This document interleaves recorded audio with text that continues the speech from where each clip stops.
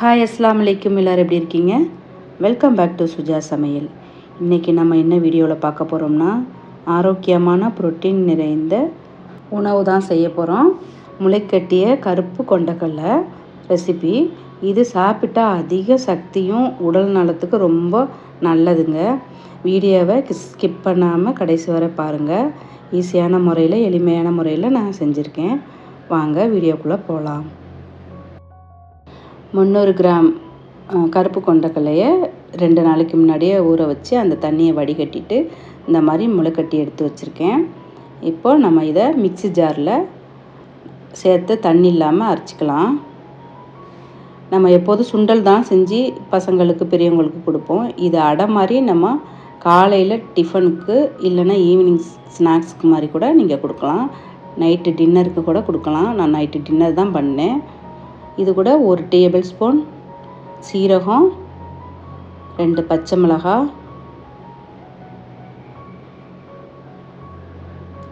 இஞ்சி 1 பீஸு,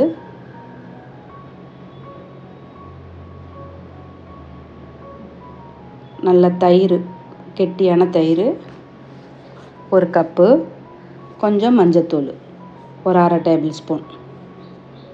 இது கூட பெருங்காயம் நல்லா சேர்த்துக்குங்க.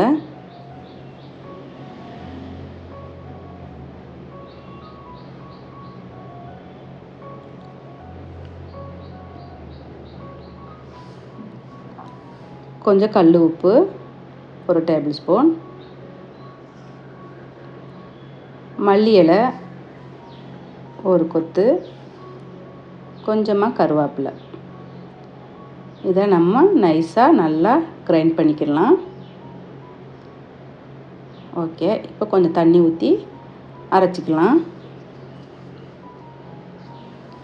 நான் 2 பேஜஸாக நான் அரைச்சிருக்கேன். இப்போ இதை நம்ம தண்ணி ஊற்றி மிக்ஸ் பண்ணிக்கலாம். பயறு வகைகளை நம்ம முளைக்கட்டி சமைச்சா ரொம்ப ஹெல்த்திங்க. நம்ம ஒரே மாதிரியே ஒரே சுண்டல் அந்த மாதிரியே நம்ம சாப்பிட்டோம்னாலும் போர் அடிக்கும். இது சீக்கிரத்தில் செரிமான பிரச்சனை எதுவும் இல்லாமல் சீக்கிரத்தில் செரிச்சிரும்.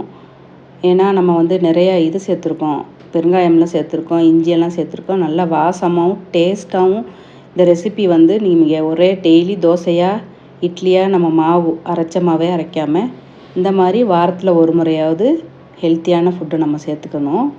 இது கூட சின்ன வெங்காயம் நல்லா பொடிசாக நறுக்கி சேர்த்துக்குங்க. எல்லாருக்கும் பிடிக்கும். பெரியவங்கலேருந்து குழந்தைங்க வரைக்கும் விரும்பி சாப்பிடுவாங்க. இது கூட நம்ம சட்னி வச்சு நைட்டு டின்னருக்கோ இல்லை மார்னிங் பிரேக்ஃபாஸ்ட்டுக்கோ நீங்கள் சாப்பிட்டீங்களும் ஒன்று சாப்பிட்டாலும் நல்ல சத்தாக தெம்பாக இருக்கும். இப்போ நம்ம நல்லா மிக்ஸ் பண்ணியாச்சு. இதை ஊற வைக்கணும், புளிக்க வைக்கணும்னு அவசியம் இல்லை. ஆல்ரெடி நிறைய 2 நாள் நம்ம அந்த கொண்டக்கடலையை ஊற வச்சாச்சு. இப்போ ஒரு ஃபேன் எடுத்து நல்லா ஹீட் பண்ணிக்கிறோங்க. நல்லா சூடானதுக்கு பிறகு நம்ம தோசை மாதிரி அடை மாதிரி ஸ்ப்ரெட் பண்ணிக்கிற வேண்டியதான். இது கூட நெய் ஊற்றி சாப்பிட்டாலும் நல்லாயிருக்கும். நான் நல்லெண்ணெய் தான் சேர்த்தேன்.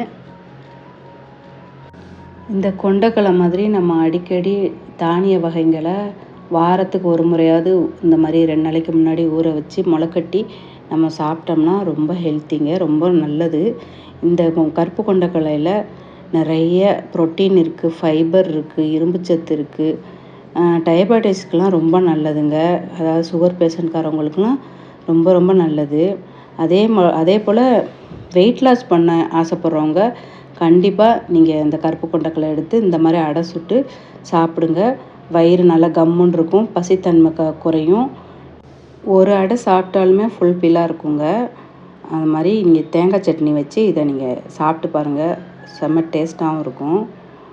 ஓகே ஃப்ரெண்ட்ஸ், உங்களுக்கு இந்த வீடியோ பிடிச்சிருந்தா தயங்காமல் லைக் பண்ணுங்கள், ஷேர் பண்ணுங்கள், கமெண்ட் பண்ணுங்கள். மறக்காமல் நம்ம சேனலை சப்ஸ்கிரைப் பண்ணுங்கள். நம்ம வீடியோ பார்க்குற ஃப்ரெண்ட்ஸ் சப்ஸ்கிரைப் பண்ணாமல் பார்க்குறீங்க, சப்ஸ்கிரைப் பண்ணிவிட்டு பாருங்கள். ஓகே ஃப்ரெண்ட்ஸ், இது போல் அடுத்த வீடியோவில் நம்ம சந்திப்போம். தேங்க்யூ ஃபார் வாட்சிங். பாய். அஸ்ஸலாமு அலைக்கும்.